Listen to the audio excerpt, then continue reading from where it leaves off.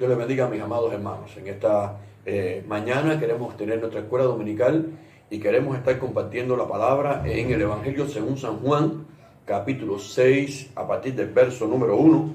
Y vamos a estar compartiendo la palabra bajo el título Jesús, el pan de vida. Dice la palabra en Juan 6:1, después de esto Jesús fue al otro lado del mar de Galilea, el de Tiberias, y le seguía gran multitud porque veía las señales que hacía en los enfermos. Entonces subió Jesús a un monte y se sentó allí con sus discípulos. Estaba cerca la Pascua, la fiesta de los judíos. Cuando alzó Jesús los ojos y vio que había venido a él gran multitud, dijo a Felipe: ¿de dónde compraremos pan para que coman estos? Pero esto decía para probarle, porque él sabía lo que había de hacer. Felipe le respondió: 200 denarios de pan no bastarían para que cada uno de ellos tomase un poco. Uno de sus discípulos, Andrés, hermano de Simón Pedro, le dijo: aquí está un muchacho que tiene 5 panes de cebada y 2 pececillos. ¿Mas qué es esto para tantos? Padre, gracias por este momento, Señor. Te estamos rogando que tú nos ministres a través de tu palabra, Señor.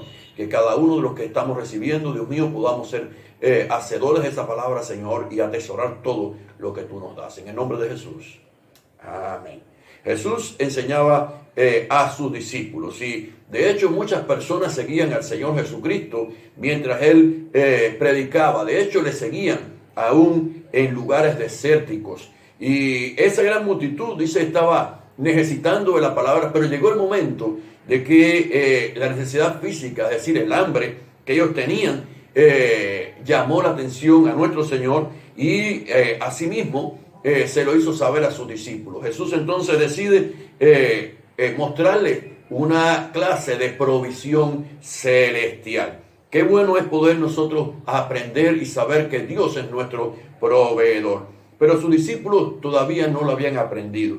Él entonces necesitó estremecerlos y entrenarlos.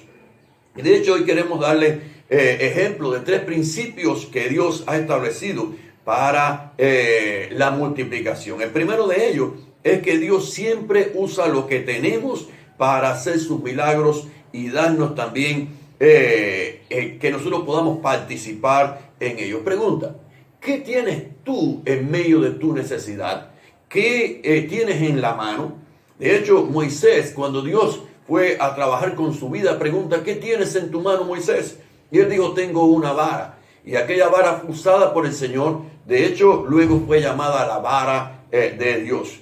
La viuda que Dios multiplicó en ella también su provisión en el tiempo de Elías, tenía solamente un poco de harina y un poco de aceite. Y Dios obró de tal manera que la harina no escaseó ni el aceite menguó. En los tiempos de Eliseo, también aquella viuda que necesitó poder pagar a sus acreedores antes que se llevaran a sus hijos, solamente tenía un poco de aceite. Y Dios usó aquel aceite que ella tenía siendo multiplicado para poder pagar a sus acreedores y vivir luego con lo que le sobró. Ahora aparece un niño en medio de aquel grupo tan grande. Aparece un niño que había llevado una merienda, 5 panes y 2 peces. Y el Señor decide tomar aquellos 5 panes y aquellos 2 peces para obrar.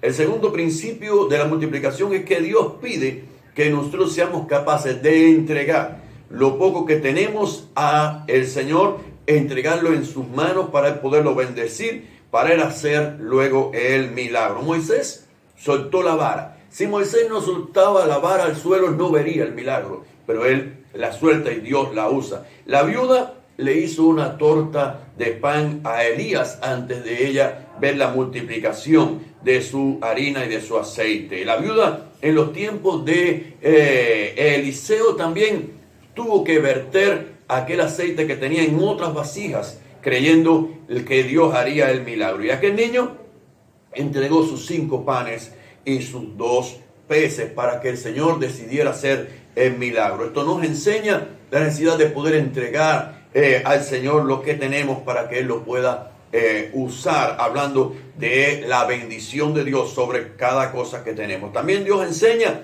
que debemos ser organizados y buenos administradores para poder ver su multiplicación, porque Dios no quiso, el Señor no quiso que nada se perdiera. Dice que ellos reparten a los discípulos y los discípulos reparten a los grupos formados cuanto quisieran, ¿sabe?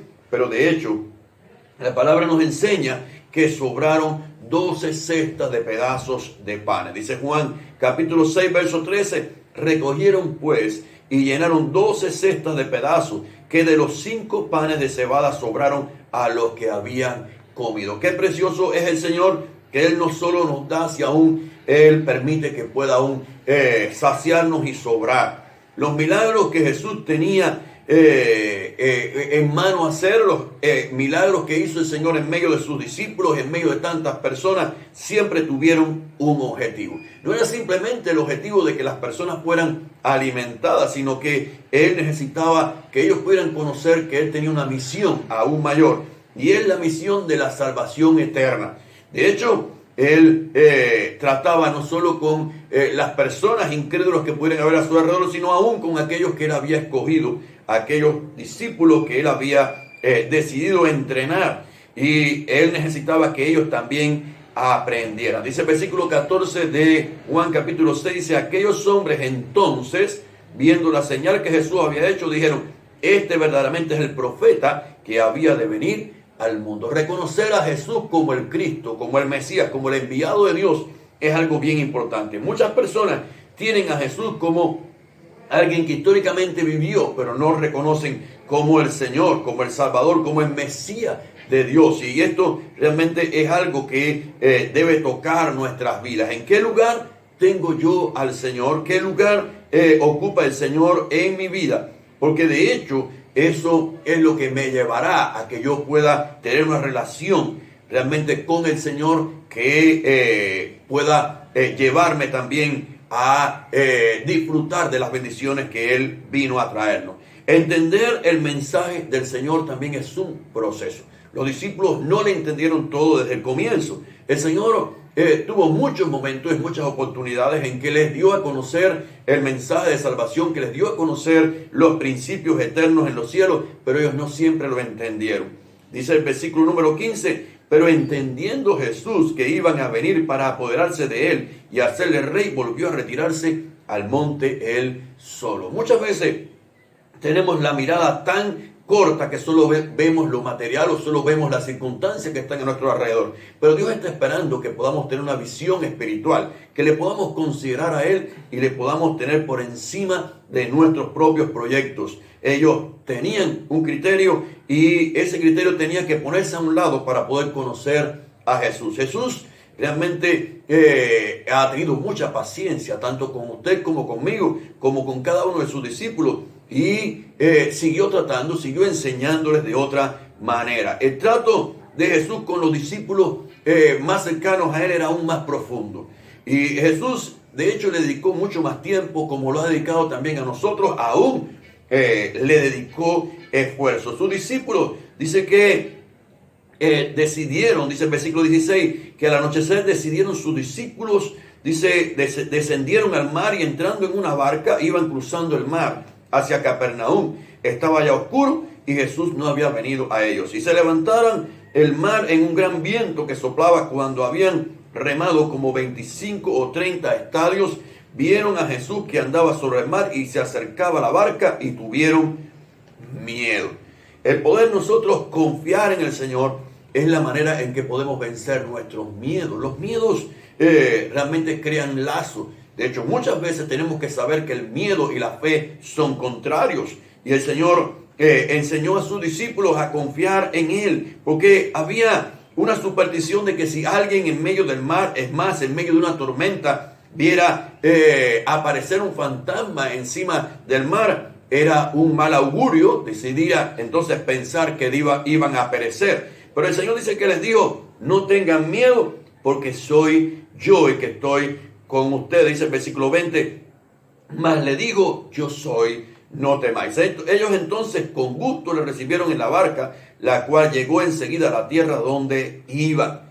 Y el Señor seguía enseñando a sus discípulos porque ellos necesitaban, como tú y yo necesitamos cada día, una nueva enseñanza, una nueva clase para poder vivir la vida cristiana. No es algo que aprendemos de la noche a la mañana, pero es algo por lo que el Señor ha hecho mucho esfuerzo. ¿Cuánto esfuerzo haría el Señor caminando para ver a sus discípulos, para darle una clase de fe?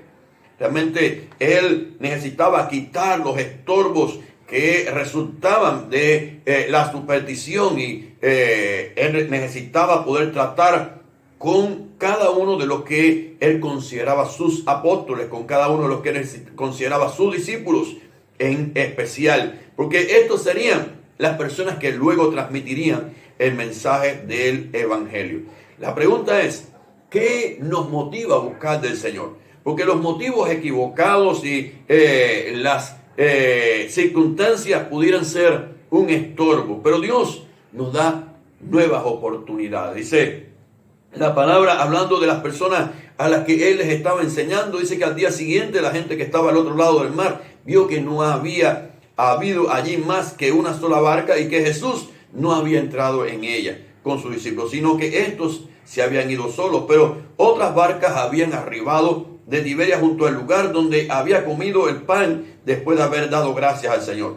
Cuando vio pues la gente que Jesús no estaba allí, ni sus discípulos, entraron en las barcas y fueron a Capernaum buscando a Jesús. Y hallándole al otro lado del mar, le dijeron: Rabí, ¿cuándo llegaste acá? Jesús le respondió y le dijo: de cierto os digo que me buscáis, no porque habéis visto las señales, sino porque comisteis el pan y os saciaste. Trabajad no por la comida que perece, sino por la comida que a vida eterna permanece, la cual el Hijo del Hombre os dará, porque a este señaló Dios el Padre. ¿Cuánto tiempo dedicamos a buscar nuestra provisión de alimentos? ¿Cuánto tiempo usamos para buscar nuestra provisión de ropa o nuestra provisión de otras necesidades? Pero ¿cuánto tiempo dedicamos a buscar de lo espiritual del Señor, a tener nuestro tiempo de oración con Dios, a poder dedicar también nuestro tiempo de pedirle dirección a Dios para nuestras vidas? Y de hecho el Señor quería enseñar a sus discípulos y enseñarles, hacerles ver quién era realmente Él. Dice que Él le respondió, Jesús le dijo: esta es la obra de Dios, que creáis en el que Él ha enviado. No solo que puedan ser saciados y comer, sino creer al Señor. Y creer significa aceptarlo como nuestro Salvador, pero también seguirlo. Porque de hecho, haberle aceptado como Salvador y Señor significa ponerlo en el timón de nuestra vida. Le dijeron entonces: ¿qué señal pues haces tú para que veamos y te creamos? ¿Qué obra hace? Nuestros padres comieron el maná en el desierto, como está escrito: pan del cielo les dio a comer. Y Jesús les dijo: de cierto os digo, no dio Moisés el pan del cielo, mas mi Padre os da el verdadero pan del cielo. Porque el pan de Dios es aquel que descendió del cielo y da vida al mundo. Le dijeron: Señor, danos siempre este pan. Jesús dijo: yo soy el pan de vida. El que a mí viene nunca tendrá hambre, y el que en mí cree no tendrá sed jamás. La satisfacción que nos da el Señor, la llenura que nos da el Señor en nuestro andar, hace que podamos vivir satisfechos. Si algo necesitamos en nuestra vida, aunque quizás pudiera faltar la cantidad de alimento físico, cuando quizás pudiera faltar las provisiones, es al Señor. Teniendo el Señor en nuestras vidas, hay una satisfacción tan grande que nos podemos recordar a aquellos siervos de Dios que estuvieron presos y estuvieron puestos en el cepo, en el lugar de aquella cárcel, y pudieron cantarle al Señor. ¿Qué tenían ellos que podían alabar a Dios en medio de una situación tan difícil? Es lo que tú y yo necesitamos tener. Es tener la presencia de Dios en nuestras vidas que satisface el alma. Y el Señor les sigue hablando acerca de lo que ellos necesitaban entender. Les hablaba acerca de poder recibirle a Él en sus vidas, porque Él les estaba proporcionando el alimento que les llevaría a la salvación. Dice la palabra que Él les empieza a decir en el versículo 40: y esta es la voluntad del que me ha enviado, que todo aquel que ve al Hijo y cree en Él tenga vida eterna. Yo le resucitaré en el día postrero. Y entonces ellos dicen que murmuraban entre sí diciendo: ¿por qué ha dicho este: yo soy el pan que descendió del cielo? ¿No es este Jesús, el hijo de José, cuyo padre y madre nosotros conocemos? ¿Cómo pues dice este: del cielo he descendido? Y el Señor le estaba hablando términos espirituales a personas carnales. es tan importante que nuestra vida pueda cambiar de nuestra manera de ver las cosas para poder entender lo espiritual. La Biblia dice que el hombre natural no puede entender las cosas espirituales porque le es locura. Pero cuando nosotros podemos relacionarnos y acercarnos al Señor, realmente podemos nosotros entonces entender lo que Dios nos está diciendo. Y el Señor le estaba moviendo a través de una enseñanza práctica de la multiplicación de los panes y los peces para que ellos pudieran entender la satisfacción espiritual y la motivación de la vida eterna. Y los discípulos estaban esperando mayores señales. La realidad, hermano, es que el Señor les estaba dando una señal, pero muchas veces nos sucede que la duda y la inseguridad nos lleva a todo el tiempo a estarle pidiendo cuentas a Dios para que Él nos dé mayores señales, para que Él nos dé otras evidencias. Y el Señor es tan precioso que Él les da a ellos, aun cuando les está diciendo que realmente debían creer. La palabra de Dios nos habla acerca de poder creer, porque la fe es la certeza de lo que se espera y es la seguridad de lo que no se ve. Cuando la duda llena tu vida, entonces se vuelve un estorbo para ver la multiplicación de Dios. Se vuelve un estorbo para ver la mano de Dios sobre ti. Es importante creer, dice la palabra, que el Señor espera que aquel que le crea a Él, crea que Él es galardonador de los que le buscan, que Él es el Señor. No es que Él te vaya a estar dando demostración de que Él es Dios. Él es Dios y lo da por sentado. Pero es importante que tú y yo lo podamos recibir tal y como Él es. Luego le hace una aclaración y les habla acerca de la necesidad que tienen los discípulos de poder comprometerse a profundidad con Dios, de poder comprometerse a profundidad con Él. Y les dice el versículo 48, yo soy el pan de vida. Vuestros padres comieron el maná en el desierto y murieron.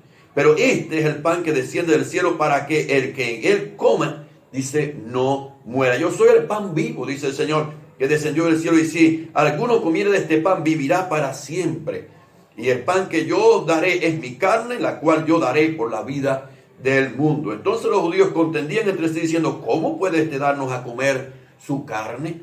Y el Señor iba a entregar su cuerpo, iba a entregar su vida. Y habla acerca de un compromiso profundo. Hablando de comer su carne no significa que alguien mordiera su cuerpo, sino más bien que alguien se comprometiera a profundidad. De hecho, que llegara a ser el Señor tan cercano como que nutriera su vida, que nutriera su fe. Jesús le dijo, de cierto os digo, si coméis la carne del Hijo del Hombre y bebéis su sangre, no tenéis, si no bebéis su sangre, dice, no tenéis vida en vosotros. El que come mi carne y bebe mi sangre tiene vida eterna, y yo le resucitaré en el día postrero, porque mi carne es verdadera comida y mi sangre es verdadera bebida. El que come mi carne y bebe mi sangre en mí permanece y yo en él. ¿Hasta qué punto estamos tan cercanos al Señor que se pudiera decir que nos alimentamos de Él? Porque de hecho, si nuestro alimento simplemente es físico, entonces nuestra vida espiritual perece. Pero si nos alimentamos de la presencia de Dios, si nos alimentamos de su carne y de su sangre, hablando de la salvación que Él ganó en la cruz del Calvario, entonces podemos nosotros ser victoriosos por encima de todo lo que el enemigo nos quiera poner. Dice que el Señor enseñó a sus discípulos. El Señor nos está enseñando también a nosotros. Él es capaz de proveernos. Él es capaz de darnos. Pero ¿hasta dónde está tu compromiso con el Señor? ¿Hasta dónde está tu búsqueda? ¿Qué tiempo le dedicas al Señor? ¿Qué tiempo le dedicas a la oración? ¿Qué tiempo le dedicas a la adoración? Y hemos estado compartiendo en estos días la verdadera oración que el Señor escucha. Y es un espíritu de clamor, un espíritu de adoración que día tras día, momento tras momento, si estuviera manejando el carro, estaría orando y clamando al Señor en mi mente y en mi corazón. Si estuviera trabajando en el centro de trabajo, también estaría clamando y adorando al Señor en mi corazón. Si estuviera caminando por las calles o en la tienda, en cualquier lugar donde estuviera, estaría clamando. Y esa clamor delante del Señor es que nos enseña que realmente estamos conectados con el Señor. Y cuando Dios va a hablarle a alguien, no está buscando a alguien que está desconectado, sino a alguien que está conectado. Muchas veces en el internet nos damos cuenta cuando una persona está conectada y es a esa a la que le puedes hablar. Y también el Señor le habla al que está conectado con Él. Revisa tu conexión con Dios. Muchas veces estamos tan desconectados con el Señor que esa lucecita verde que habla de conexión está apagada en nuestras vidas. Muchos decían que era muy duro seguir al Señor, pero realmente, hermano, el seguir al Señor es una bendición. Él es la puerta que abre a nuestras vidas la oportunidad. Dice la palabra que el Señor les habló y les habló acerca de la necesidad de compromiso, pero dice el versículo 66, desde entonces muchos de sus discípulos volvieron atrás y no andaban con él. Dijo entonces Jesús a los 12, ¿queréis acaso iros también vosotros? ¿Sabe que el Señor nunca te va a estar pasando la mano diciéndote, oh, sígueme, oh, de esta manera, sino que Él te enseña y te dice, es tu necesidad, es tu prioridad buscar del Dios de los cielos, es tu necesidad. Y dice que Pedro respondió al Señor y le dijo, ¿a quién iremos?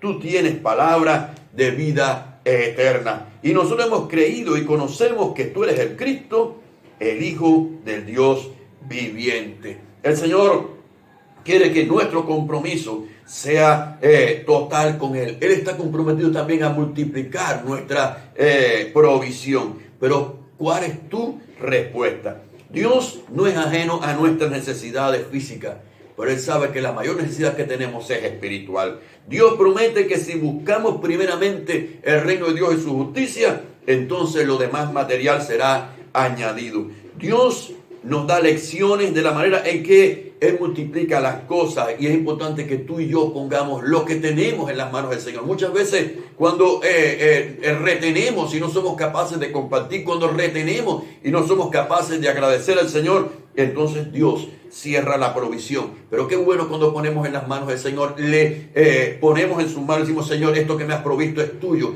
bendícelo, Señor, y bendíceme a mí también. Y de hecho comprometerse para que pueda ser el Señor Jesús el dueño de nuestra vida es condición imprescindible para que el Señor pueda dirigirnos y para que la salvación realmente sea el centro y el objetivo de nuestra vida, porque el resto de las demás cosas en la vida cristiana son beneficios adicionales. Que Dios te bendiga mucho en este día y en este tiempo. Que puedas también con tu familia atesorarlo. Que puedas orar por tu provisión de alimento. Que puedas orar por tu provisión de sanidad. Que puedas clamar al Señor. Pero sobre todas las cosas, comprométete con Él.